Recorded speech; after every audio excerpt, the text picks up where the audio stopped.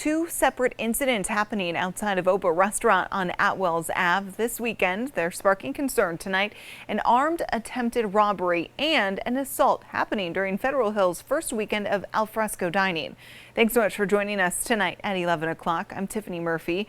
ABC 6 News anchor Alyssa Azara spoke with some residents tonight on the Hill. She joins us live in the studio with details. Alyssa.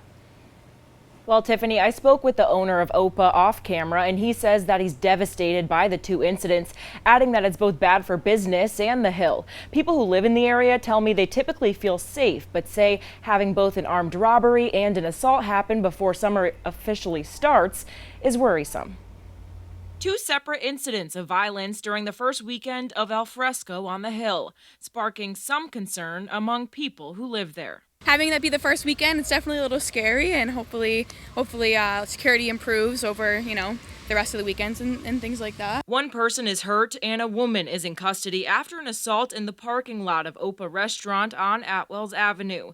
It happened around 2 Saturday morning. I definitely think it sets a little bit of a bad tone for living here and being a resident of Providence. It's definitely uneasy to have incidences like this happen. With more people flocking to the Hill typically during the summer months, Federal Hill resident Elizabeth Ng says it's in the hands of law enforcement. As long as the police are doing their job and everything is safe from now on, I mean, you can only go from there, but I'm also concerned, but hopefully it gets dealt with. Providence police are also investigating an attempted armed robbery outside of Opa that happened Sunday just before 10 p.m.